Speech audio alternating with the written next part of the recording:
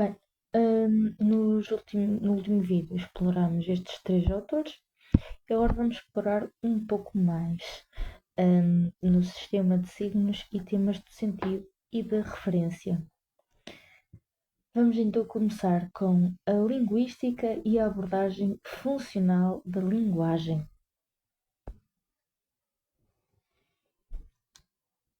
Hum, isso não está aqui. É só uma nota introdutória, basicamente. A linguagem é vista como um instrumento que serve só para transmitir informações de uma eficácia tecnológica. Temos o exemplo da máquina falante, por exemplo, que é uma tentativa de imitar, reproduzir a voz humana e a sua fisiologia. Não há dimensão perceptiva da linguagem, não há gestualidade, mas esta só pode ser mostrada e vivida, não definida através de conceitos. Ficamos só com os sons das palavras. A abordagem mecanicista, que é do instrumento funcionalista, eh, mostra-nos uma abordagem da eficácia informativa. Assim, não está só ancorada a uma materialidade sensível. Torna-se um sistema abstrato e formal, como por exemplo o código Morse. Há uma tríade que pressupõe que a comunicação seja um processo linear e transparente. A mensagem vai ser codificada pelo emissor e descodificada pelo receptor. Esta é só uma introdução para entenderem melhor estes autores, que basicamente há uma abordagem funcional da linguagem, em que a linguagem só serve simplesmente para transmitir informações. Esta abordagem pode ser, por exemplo, utilizada para a questão de inteligência artificial. Será que o que as falas do ChatGPT são linguagem? Numa abordagem funcionalista, sim, é uma linguagem, não é? Numa abordagem de outros autores, vamos ver que não, porque é necessário um componente humano. Então começamos por Ferdinand de Saussure e a linguagem como um sistema de signos. Ora, o fenómeno da linguagem e a capacidade simbólica do ser humano. Ele vai-nos propor que a língua não deve ser estudada em toda a sua complexidade, por exemplo, na cultura, no uso, contexto, que é o que muitos autores fazem. Ele vai-nos propor um sistema lógico e estruturado de signos. E só que coisa, nós nos últimos autores, estes aqui, nós estávamos no debate entre será que a linguagem é mais razão ou natureza, não é? O que é que cria a linguagem? A razão ou a natureza? Neste tema aqui, vamos ir muito mais para a questão da lógica. Será que conseguimos uma linguagem puramente lógica? E no nosso terceiro vídeo, vamos ir para uma abordagem muito mais humanística, dizer que a lógica em si nada acrescenta à linguagem. Então vamos ter o espectro todo. E porquê que ele quer então um sistema lógico e estruturado de signo? Porque a linguagem é muito complexa. A linguística é a única possibilidade racional. A linguística traz apenas ao pensamento o que há de universal e lógico na linguagem. Não estuda os usos individuais, que se chama a parole, mas sim o sistema geral, que é a langue. Então há aqui uma dicotomia entre a parole, que é o uso individual, a fala concreta, né, que eu estou a ter agora, e o sistema geral, a langue. O Saussure foca-se na langue. O que é esta? A langue é a língua, né? A tradução é a língua, é algo estável e abstrato, é um sistema de convenção com signos arbitrários, é um produto social e não é a linguagem toda, é só uma parte dela. A linguagem não é natural. O que dá capacidade simbólica ao ser humano é a língua enquanto sistema. E os órgãos vocais em si são secundários. Então, como é que nós podemos distinguir estas duas coisas? No falar em si, na parole, há apenas contingência. Não é factual. Há individualidade. Não há, nada é coletivo. Logo, não extrai os princípios lógicos e universais. Assim, temos de separar a língua da fala, porque a língua tem uma natureza homogénea, é um sistema de signos. Então, nós vamos começar por ver a língua como um fenómeno social, mas o importante é o sistema interno.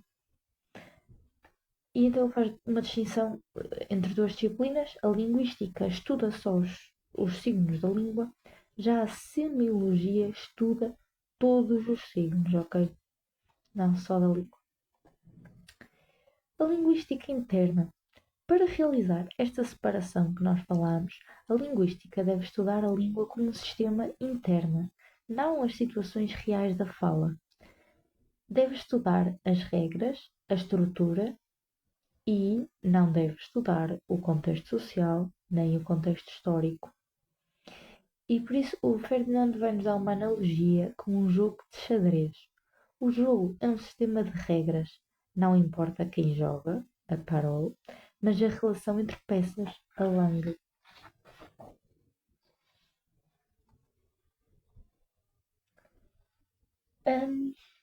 E a escrita versus a língua. Em todos os autores falam sobre um bocado qual é a diferença entre escrita e língua. Ele vai nos dizer que a língua, a escrita, não faz parte do sistema interno e tem um caráter patológico e até que tem uma tirania, a tirania das letras. Ora, o que é que significa? A escrita é um mero acessório. Não há concordância entre a palavra escrita e dicta. Essa é a patologia.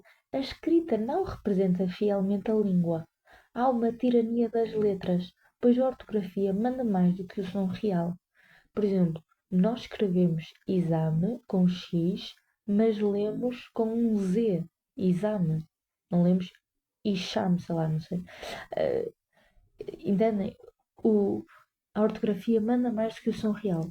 Os signos gráficos, ou seja, a escrita, são exteriores ao sistema da língua, composto por signos vocais. A escrita é uma representação imperfeita e enganadora da escrita e faz com que se confunda a imagem gráfica com o som real da língua. E depois temos uma distinção também muito importante entre sincronia e diacronia. A sincronia estuda a língua num momento fixo.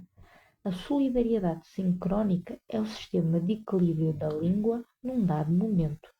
Todas as partes estão interligadas e cada elemento tem valor pelas relações dentro do sistema.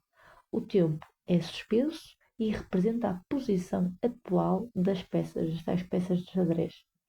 Já a diacronia estuda a evolução da língua ao longo do tempo. O tempo é fundamental, representa a sequência das jogadas ao longo das partidas de xadrez.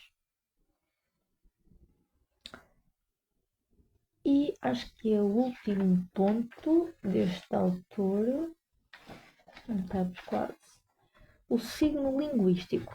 A linguagem é então um jogo. As peças na linguagem são os signos. Não ligam uma palavra a uma coisa real, mas sim a duas representações mentais, que é o primado da representação.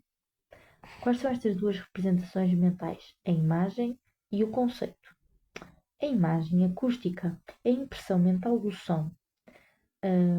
Quando lês a palavra árvore, por exemplo, não ouves o som real, mas tens uma imagem real do som. Ou seja, quando se lês aqui, se eu colocar aqui a palavra árvore, tu não vais pensar no som da palavra árvore na mente, mas vais ter a imagem real da árvore, uma imagem da natureza.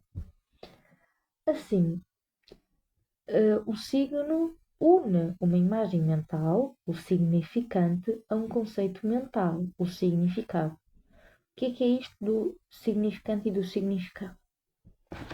Vamos ver já. O princípio da arbitrariedade, não há entre eles nenhuma ligação natural entre o significado e o significante. É imotivado. Não há nada na natureza do conceito que exija ser representado por X som. Então, não é uma determinação natural. Há diversidade de línguas e há um sistema de convenção. Isto vai nos levar, o princípio da arbitrariedade vai-nos levar ao princípio da linearidade. O significante é articulado de forma sequencial, desenvolve-se no tempo de forma linear, e não pode haver dois significantes ao mesmo tempo. Esta articulação é o que define a entidade linguística. Assim, o valor linguístico, o significante e significado são entidades mentais. O significante não tem valor próprio e serve apenas para representar o significado, e não há ligação sensível direta com a realidade. Logo, um signo não vale pelo que é, mas pelo que os outros não são. Por exemplo, o gato vale porquê? Porque ele não é rato, porque ele não é cão. Por isso é que é gato. A língua é um sistema, então, de diferenças. A semiologia é um sistema de distinção. E assim, a Saussure vai chegar à sua conclusão, uma conclusão tecnológica.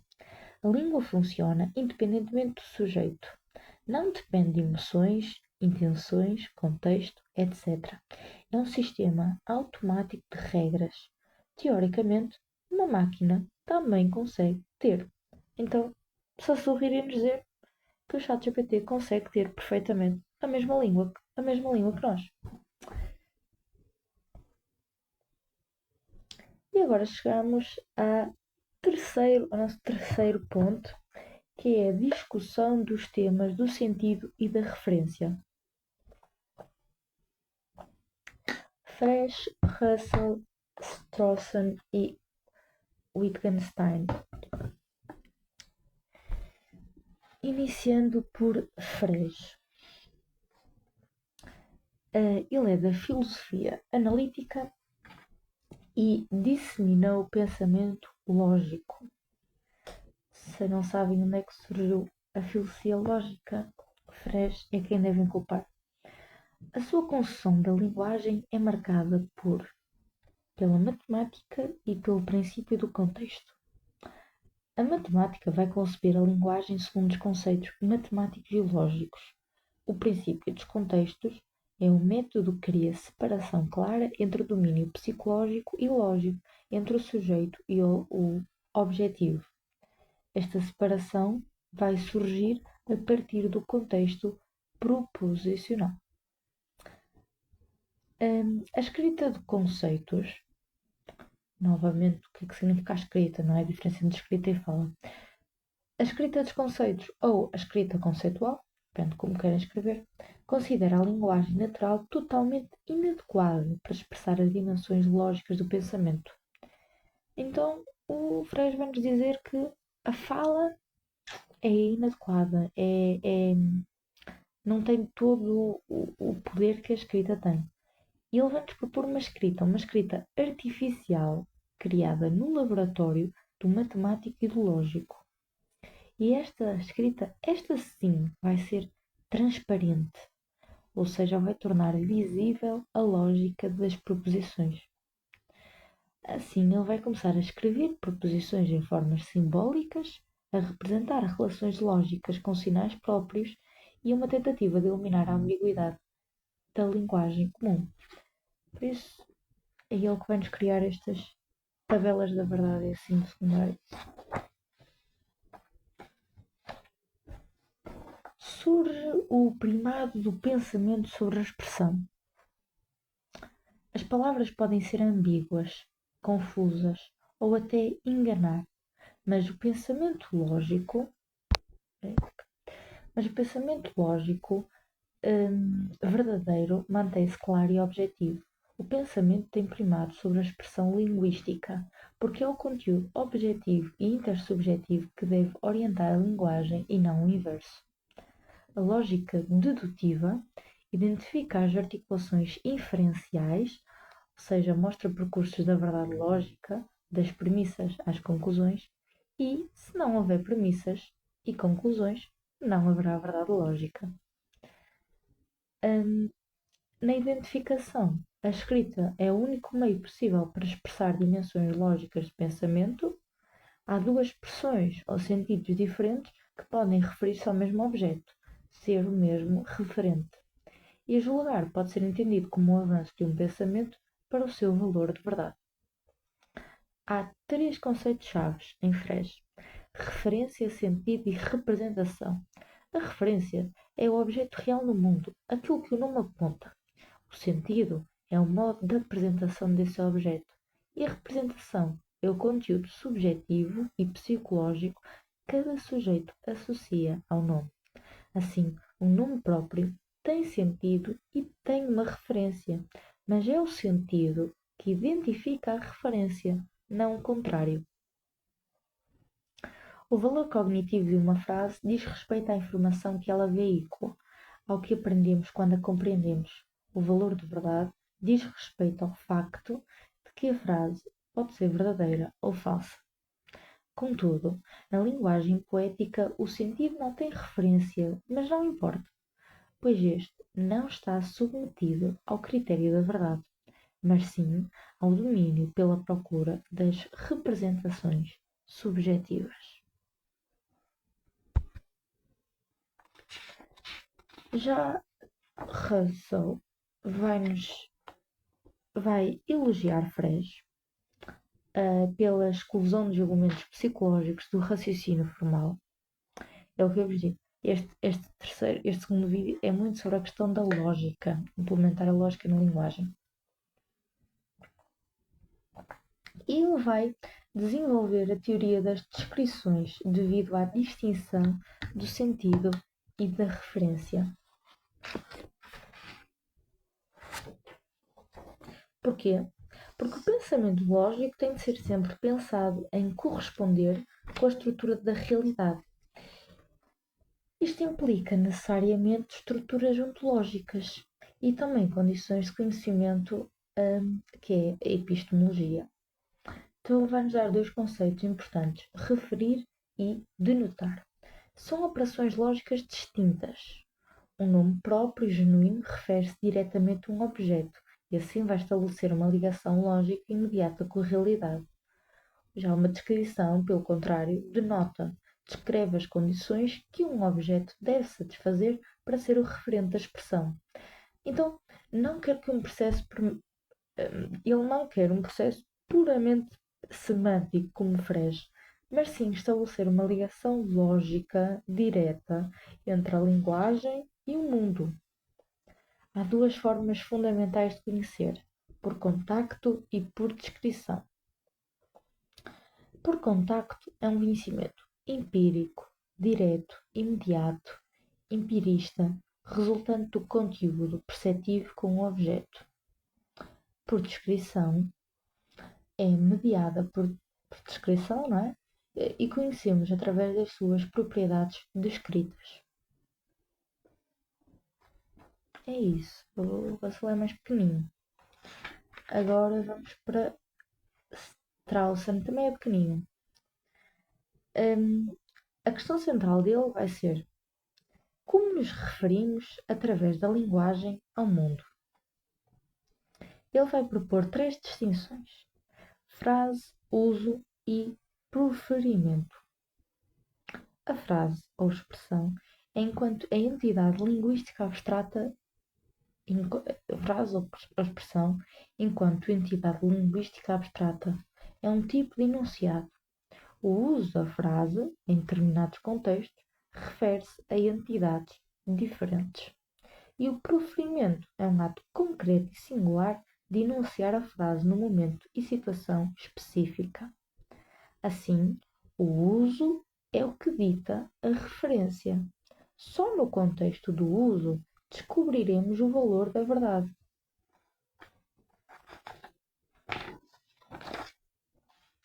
E o contexto só funciona articulado com a convenção, que é uma interioridade. Mas a linguagem é muito mais que um instrumento de referências e factos.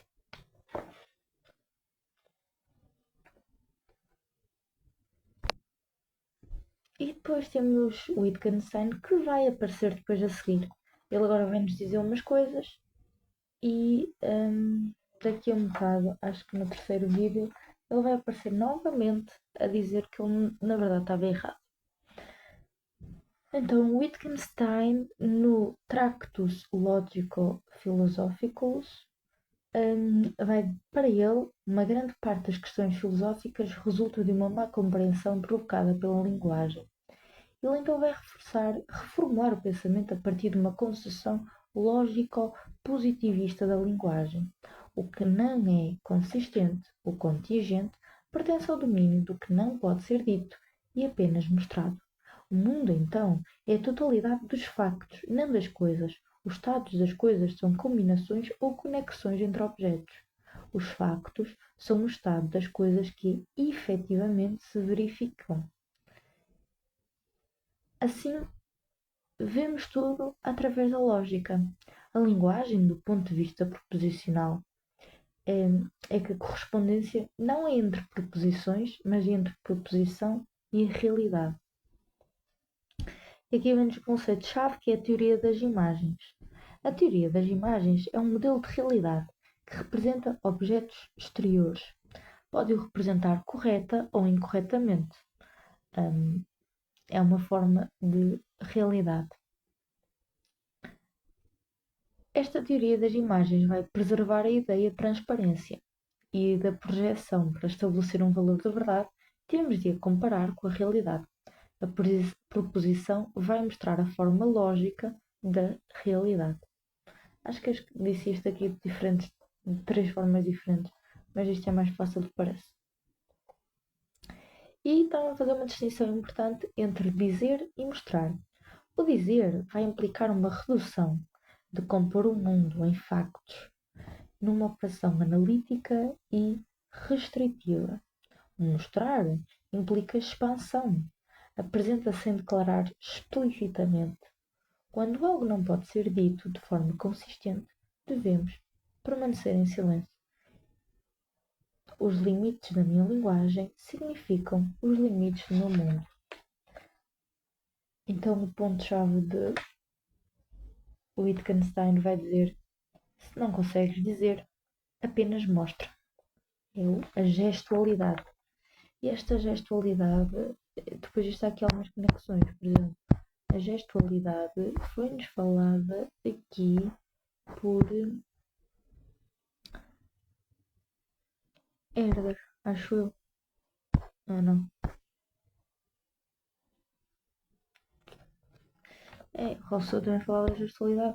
Eles tinham muita questão da gestualidade, que foi perdida um bocado pela lógica, e agora o Wittgenstein vai voltar um bocadinho nela.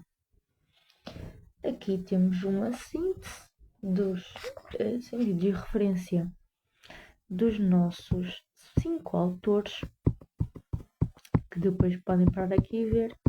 Aqui tem algumas palavras que é o alemão, que eles são, mas eu não acredito que seja necessário saber em alemão. Então, eu disse em português, não disse em alemão. Também não sei falar em alemão, por isso. E a seguir, no próximo vídeo, iremos falar dos 3 últimos autores. Como vemos, temos aqui o Wittgenstein, que já falamos, Cassirer, que acho que já fizemos uma crítica a ele, e Augustin, que é um homem que não sabe o que quer.